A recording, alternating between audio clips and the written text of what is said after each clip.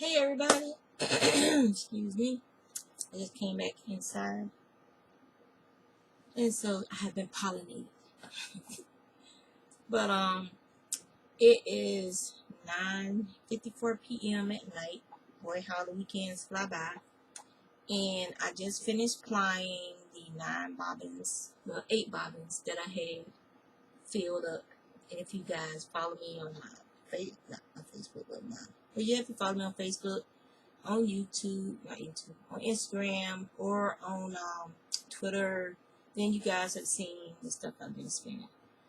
So it's plied now, so I'm gonna show it to you, and then we'll go from there. All right. So this is a merino, and it is half yellow and half orange, candy corn. That's what it makes me think of, anyway. But this was some mill ends from Windswept Farms that I had. And I had some also in the red. It's like a Christmas red. And I spun that today. It was just a little bit, probably about 1.5 ounces, maybe 2 ounces. And so I spun that up. And I have to ply that one. But it's a 3-ply. All of these are 3-plies. I haven't done the yardage on them yet. They still have to be washed, but this is real soft and squishy. Really nice. Then this is the plied. Let me see. That's the green one. This is the orange. The plied fiber from the Little Barn. It's a BFL. And it is from Maryland Shipping Wool this year. And it was 4 ounces of fiber. And it's a 3-ply. And it's real pretty, like orange sherbet tea. And I love it. It's real pretty. I got another bag of this that I have to spin. It's on the list. This also needs to be finished, but so that I won't forget what is what, I'm putting it in the bag. And when I get around to finishing it, I'll finish it. Alright, and this is the green sherbety one from the Little Barn. And it's not coming, it's like a lime green. And it's not coming out. Yeah, it's not, the color isn't coming out good. Let's see. Oh, yeah. But this is real pretty as well. Put that right back off. So I go here and put it in this bag. So there's 3 skeins.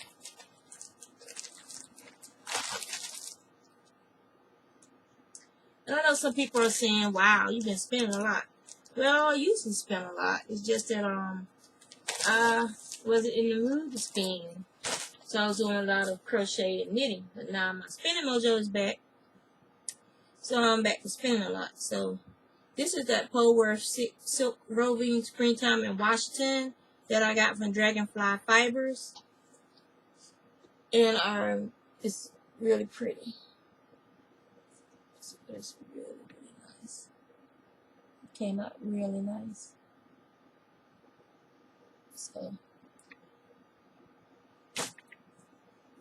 and this is the plied nude.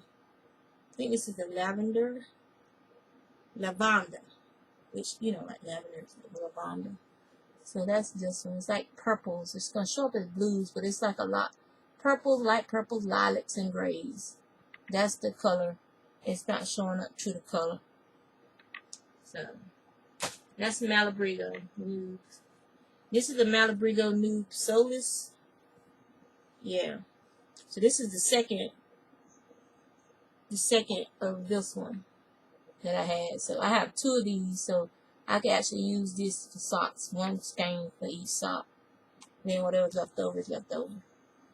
So, and then we have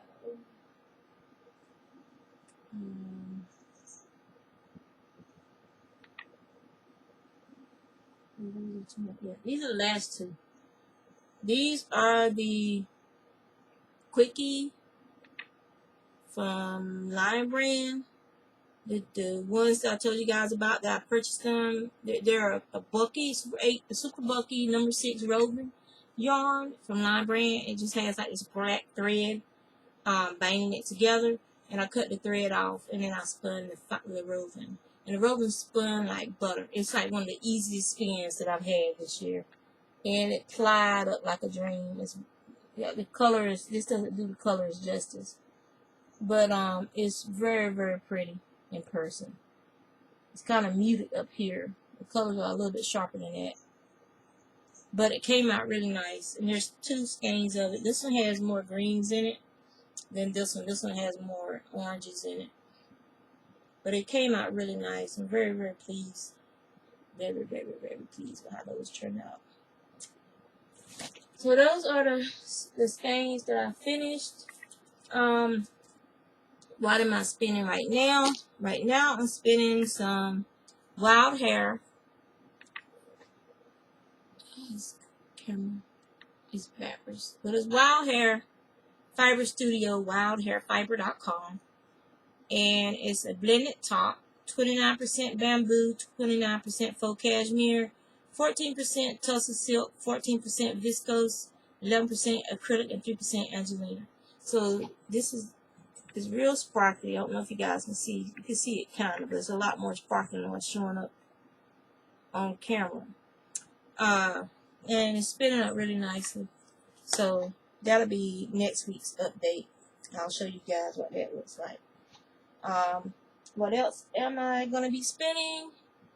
Like I said, I still have 1 bag of the lime colored BFL, and I have 1 bag of the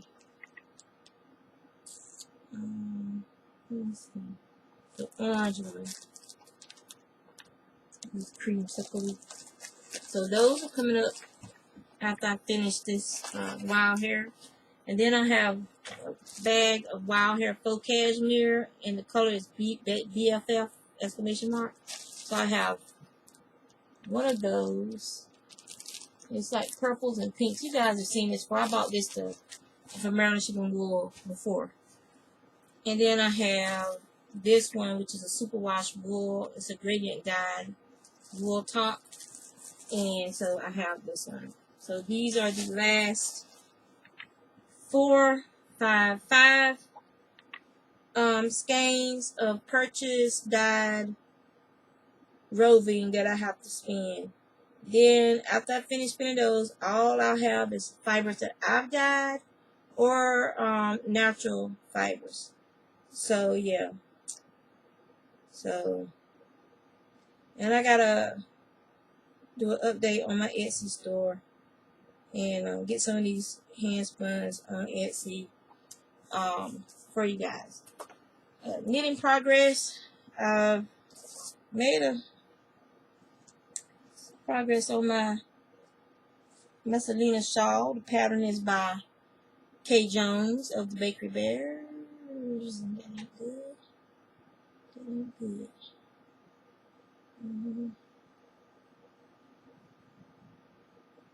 I dropped some stitches, but luckily it's in a place where I can pick them up.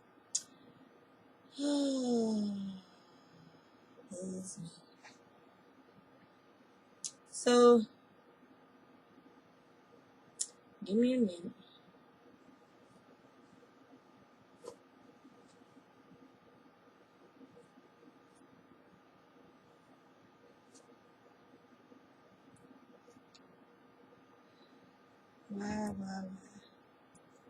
Why?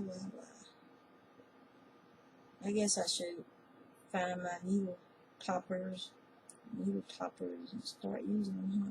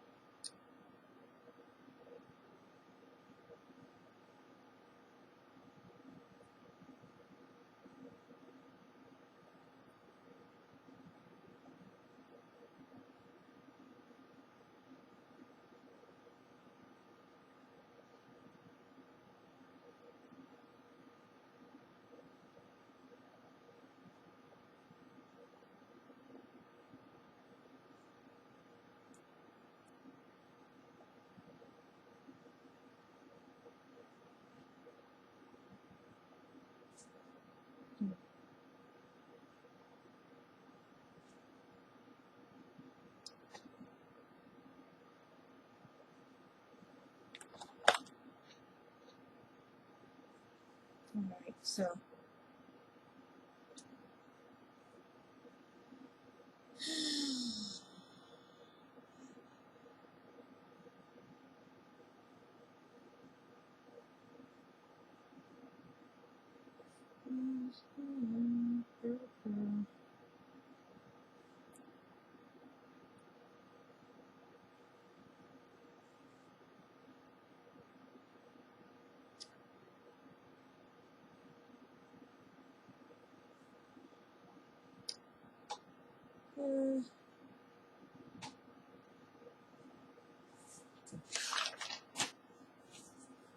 interesting, huh? So I'm on row 1. So I'm getting ready to twist. Back on row 1.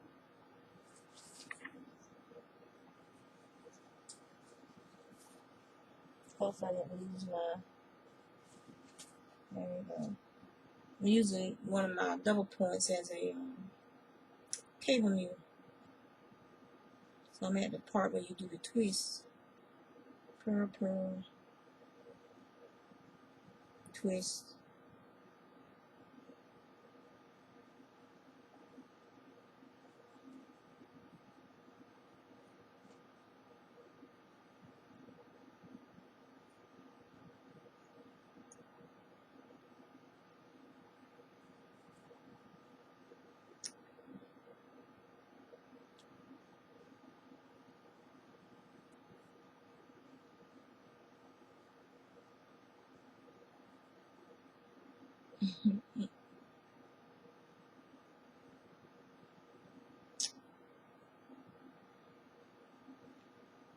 Oh, well. Anyway, let me show you guys this so I can finish this video. I should have just checked to see where it was at anyway. So, this is some yarn from the bargain bin at Joann's. And it reminds me of the either Caron Simply Soft, but it's kind of matte colored, which makes me think it's more likely that it's not Caron, that it is probably, it is very similar in color to the Woolite that Michaels has out, which is one of the impeccable yarns. But this is what I have so far. You can see I've gotten to make pretty good progress on it.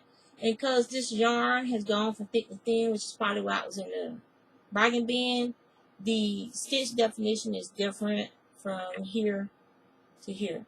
And then this yarn, this is what's left of that ball. And it's a lot thinner than this part, which is like the part that I started on. If I didn't notice it in time, if I'd have noticed it in time, I would have just broke the yarn and left that on its own and used this, which is consistent with what I started with. But y'all know me. I'm not into perfection. I crochet, knit, and spin to happy and enjoy making what I'm making. And it doesn't make it look that bad. It just makes it look like you change yarns from a matte yarn to a shinier yarn. So it's fine with me. I don't wear shawls, so it'll be a gift for somebody anyway. And if they notice it, they notice it. If they don't, they don't. I ain't worried about it. I'm just having fun. It's easy pattern and fun pattern. Other than the snafu, as I said before, I'm having fun just spinning again and knitting.